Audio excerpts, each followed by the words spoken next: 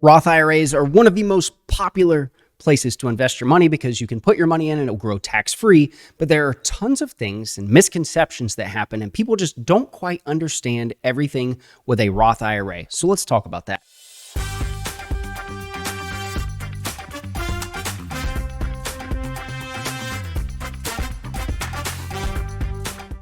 Hey, it's Eric with Jazz Wealth Managers, where we don't just invest your dough, we like to educate you on your dough. So let's talk a little about these Roth IRAs. There's a lot of things that happen with the Roth, and you need to make sure that you are staying up to speed with that. Now, a little bonus before I even jump in, just to let you know, in 2023, you'll actually be able to put in $6,500 into a Roth IRA. That's up from $6,000 in 2022. And then for if you're 50 or over in 2023, you'll actually be able to do $7,500 up from $7,000. So there's a little bonus for you, but let's jump right into this. Roth conversions count as income and can put you over the income threshold for a Roth IRA. So many people are doing Roth conversions. I love the idea of it. It's basically where you're taking traditional IRA money or pre-tax money, converting that to Roth. The problem is this counts as income when you go to file your taxes. And if you aren't careful, it will push you over the income threshold. So if you're also doing Roth contributions and you go over the income threshold, then you have a mess on your hands. So be careful with that. Just to show you exactly here, you have different tax or income levels that you can contribute. This is for 2022. So married filing jointly, if you make $204,000 or equal to or over $204,000, but under $214,000, you can do a reduced amount. There's some weird things here though. Be careful with that because it's a reduced amount. So I always like to just go with make, $204,000 or just less than that, $203,999, and you can do the full limit there. So singles, a little bit different. So a couple there. Also though, 2023, it'll actually go up. So you'll actually be able to do a bit more. That's the nice thing. They've adjusted the tables here so you can do the $218,000, or as I say, just under that, married filing jointly. You got a couple options here with what you're looking at. And so next one that we want to talk about is if you are married filing separately and your income is over $10,000, then you're over the income limit for the Roth. A lot of people don't realize this. This is one of those strategies I've actually worked with some clients on where they're filing separately because they are doing an income payment plan for their student loans. Well, if you're doing that, you sometimes want to keep the income looking as though it's lower so you can have a lower income payment for your student loan. But if that's the case, then you have to be careful there. Always have the backdoor Roth IRA strategy. That's a different one that you can look at when you're doing that. The next one is Roth 401k contributions are separate than Roth IRA contributions.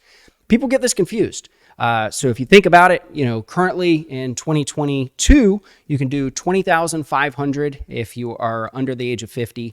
There is the catch up when you're 50 years old, but you can do $20,500 into a Roth 401k. Now in 2023, you'll actually be able to do $22,500 into the Roth 401k.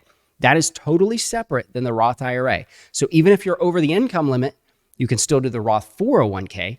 But if you're under the income limit, you can do the Roth 401k, and you can also do up to the max in the Roth IRA, which again, we talked about $6,000 for 2022, $7,000 for 2023.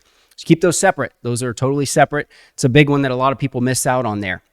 So you can only do the max for a Roth IRA combined with what you do in an IRA. Sometimes people think, well, I put $6,000 in my Roth IRA. Now I'm going to put $6,000 in my traditional IRA. It doesn't work that way. You have to do the max total is a combined amount. So if you put $3,000 in your Roth and $3,000 in your traditional, then you've maxed out for the year. You can't do more than that. So make sure you're keeping up with that. Another one is you can't access the growth from the Roth IRA without a penalty. But you can access the principal balance you invested. Now that's for people under the age of 59 and a half. There's some other rules I want to get into with that as well as you're aging up over 59 and a half. But you can access the principal. You've paid taxes on this money. So you are able to actually pull that out and take your money out if you need to. I never would encourage that with pulling money out of a retirement account. There are 2 5-year rules. You must have a Roth open for 5 years before you take tax-free withdrawals after 59 and a half. People get confused on that one because the thing about that is with the 5-year rule there, they say, well, I just opened this Roth, let's just say last year, and now I'm retired and I want to pull from it. I can't do it because of the 5-year rule. But then come to find out, they also had a Roth that they opened 5 years, 10 years ago somewhere else that's just kind of been sitting there that maybe only has $100 in it. Well, guess what? You're okay because it's across all of your Roth IRA accounts. It's not just specific to one. Now, here's the tricky thing though. There's a second 5-year rule. So conversions have their own 5-year rules. Be very careful with this because what ends up happening is when you convert the money, anything that you're converting over, any of the growth there, you've got to wait the 5 years when you're doing the conversion. So that's a tricky one. We talk a lot with clients about this. We help them here at Jazz. So if you have questions, you're looking for somebody, check us out, jazzwealth.com. We'll be happy to help you. Thanks for watching. If you want to watch more FinTips videos, click here. Be sure to like and subscribe also.